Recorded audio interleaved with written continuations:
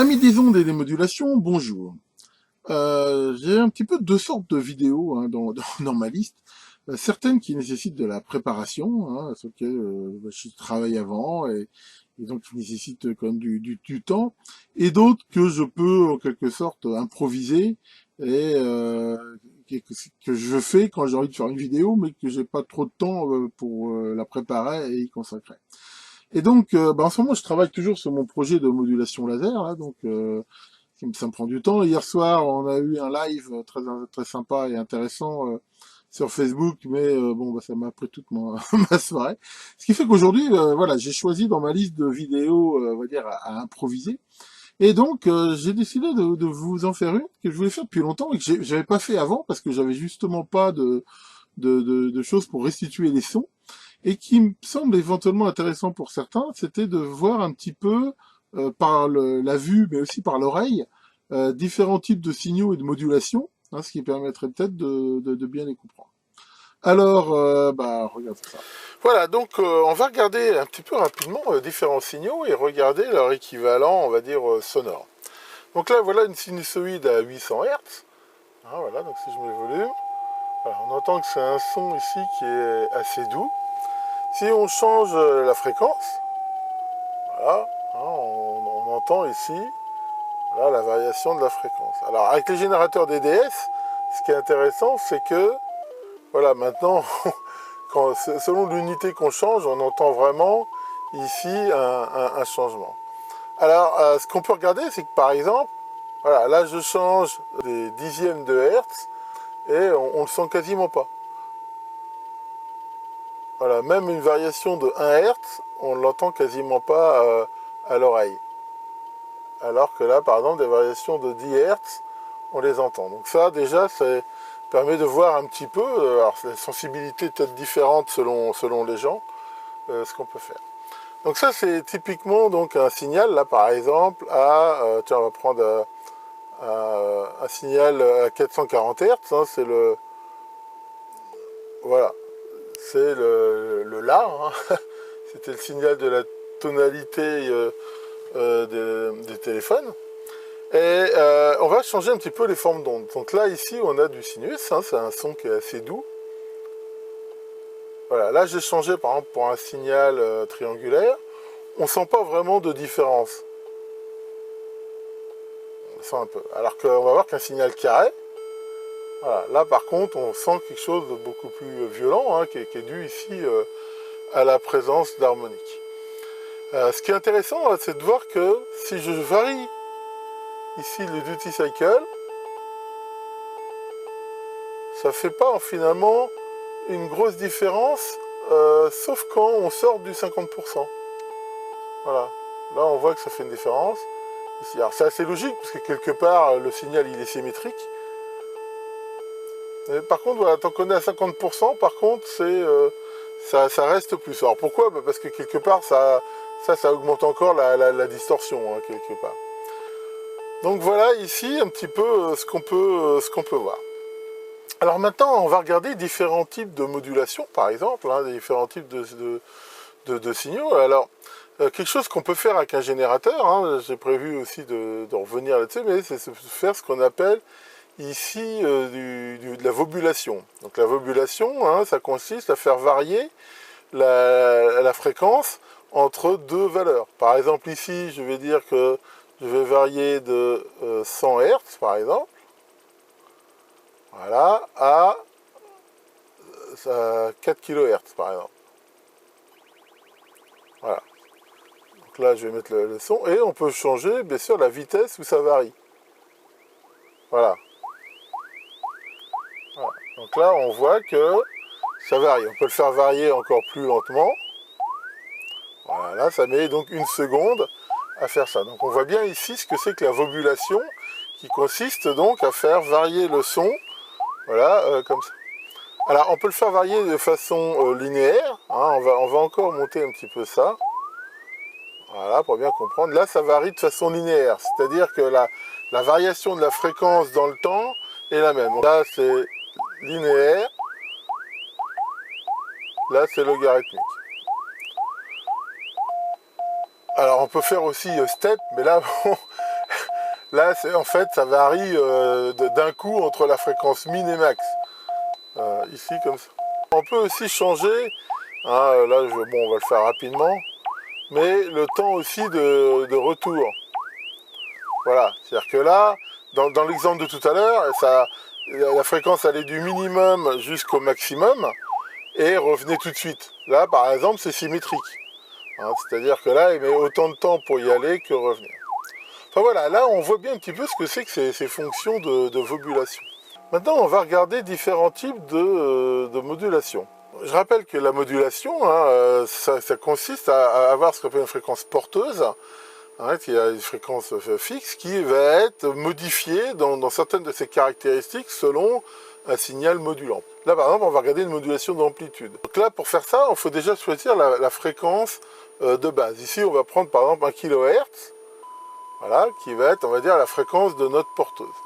Maintenant, pour faire de la modulation d'amplitude, voilà, on va choisir avec quel signal ici on le module. Par exemple, on va choisir aussi du sinusoïde dans la forme de fréquence de modulation. Donc là, en fait, on comprend bien ce que c'est que la modulation d'amplitude. Hein. On a une porteuse donc, de 1 kHz qui varie, dont l'amplitude, on voit ici, varie, voilà, pour l'instant, la fréquence de 1 Hz et un autre signal sinusoïdal.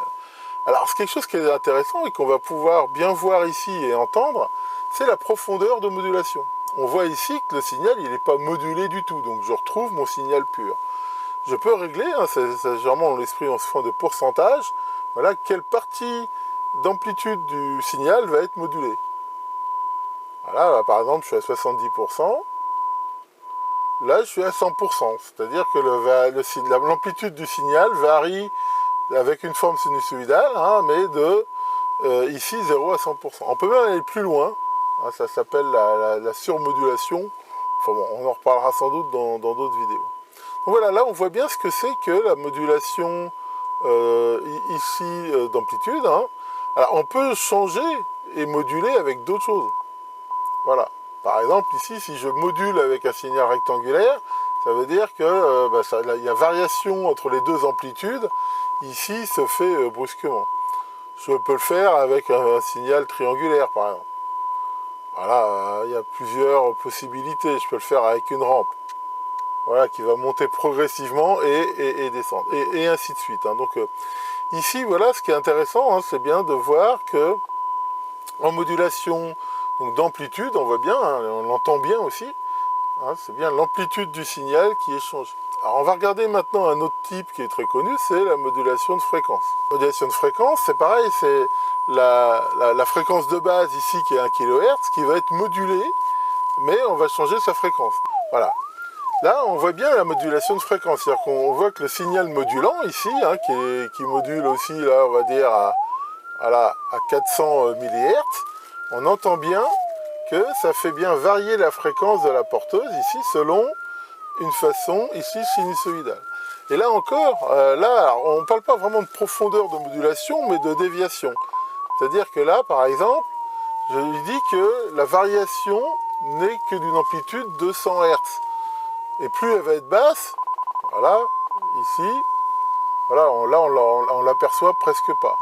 Alors que si j'augmente ici, voilà, la profondeur, hein, par exemple là, 400 Hz, on voit que la variation ici est très très forte.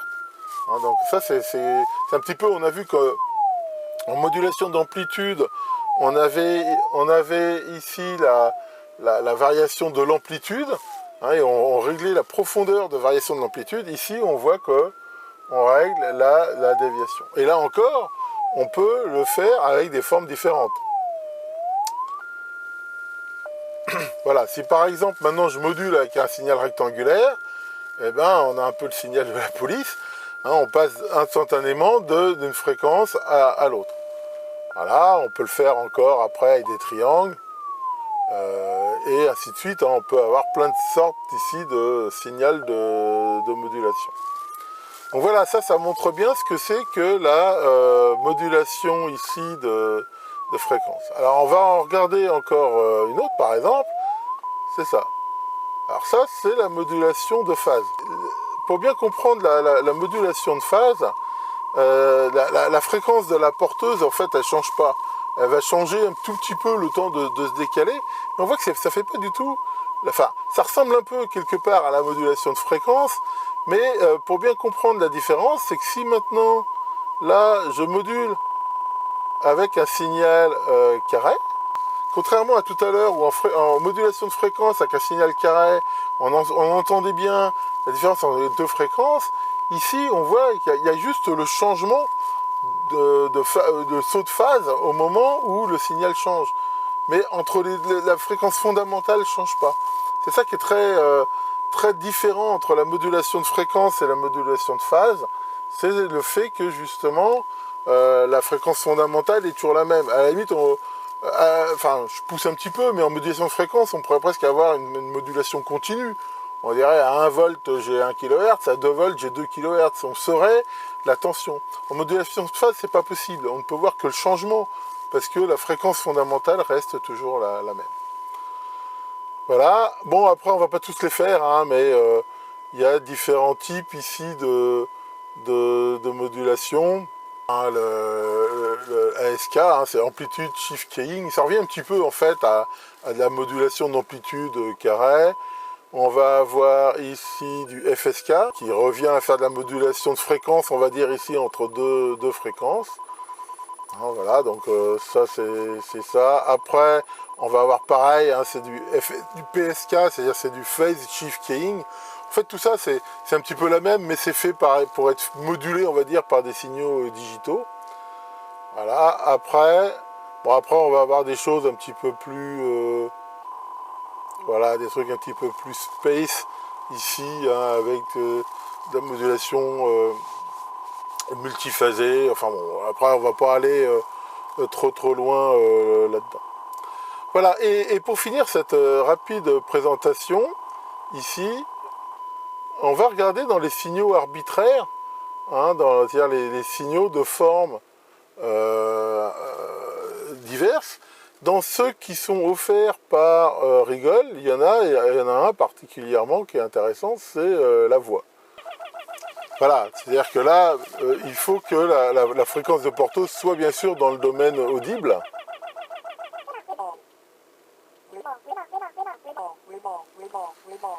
Voilà, alors c'est censé être Rigol, hein, mais on va dire prononcé un peu à la japonaise. Donc là, voilà, là c'est fait avec une fréquence de 2 Hz. Voilà.